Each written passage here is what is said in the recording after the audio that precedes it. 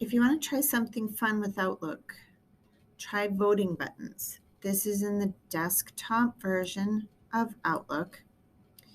And after you make a message, you started a new message, you can click options and then click use voting buttons.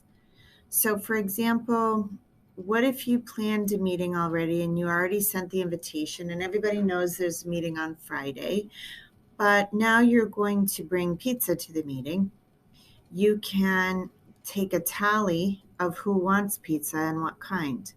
So if you choose custom, just go back there, choose custom, then put whatever you want in this voting button box separated by semicolons. Then close this box with the close button. And when I send these out, I usually put a message like this with the little up arrow so people see the voting buttons at the top. And they're not there yet on this screen, but you'll see them in a second. So when you send this out, people don't always notice where they're supposed to vote. So I put a message like this in.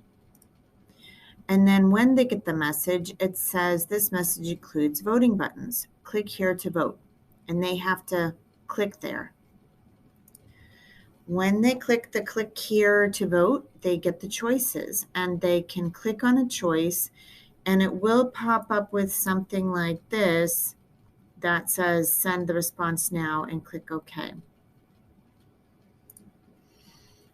When you send something like this, you, as the person who set up the voting buttons, can click on the response. You just hover here, hover where it says a response, and click View Voting Responses, and then you can get a tally, and this is really cool.